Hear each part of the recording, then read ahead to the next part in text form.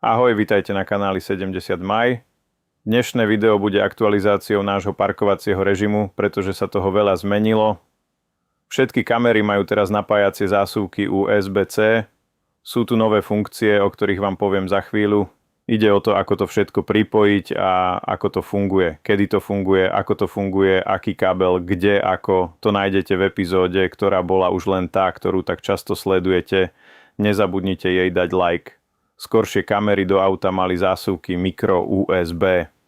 A práve tam sme použili modul P02, ktorý vyzeral naozaj rovnako ako P03.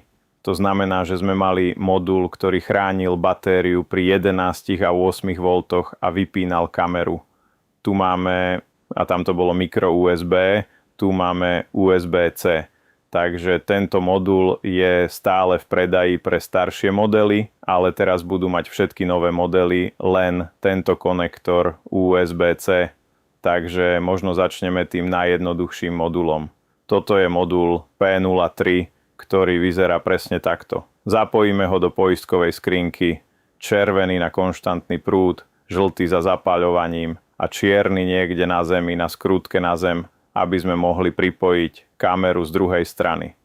Toto je modul, ktorý ovláda našu kameru, prepínajú do parkovacieho režimu a chráni náš akumulátor pred nadmerným vybitím. Tak sme pokryli prvý z nich. Na tomto UP03 toho naozaj nie je veľa, čo by sme mali pokryť.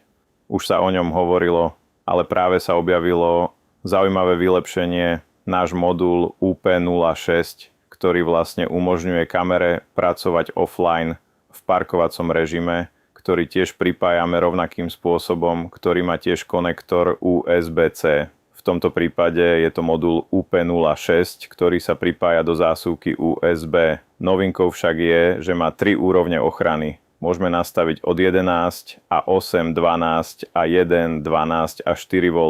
Tieto napätia tu môžeme nastaviť pre našu batériu. Máme tu aj tento skvelý displej, na ktorom sa zobrazuje napätie našej batérie.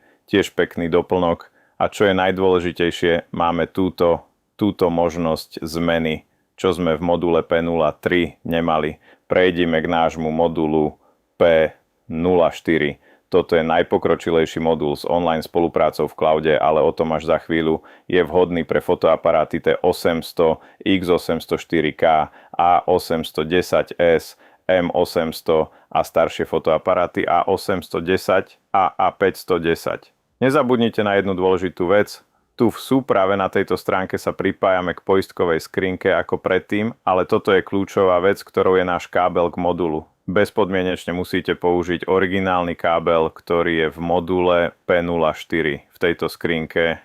Ak vložíte iný kábel, nemôžete sa pripojiť ku kamere a ak sa vám predsa len podarí pripojiť sa ku kamere, cloud určite nebude fungovať. To je kľúčová vec, pretože veľa ľudí volá do servisného strediska a hlási, že majú problém, že to nemôžu nakonfigurovať, že niečo určite nefunguje a potom sa ukáže, že použili iný kábel, napríklad, ja neviem, z powerbanky, o ktorej vám poviem za chvíľu, alebo nejaký iný kábel, ktorý si napríklad kúpili niekde inde. Čo nám niečo také dáva? To, že môžeme mať vlastne plnú kontrolu nad svojim autom, aj keď nie sme vedľa neho.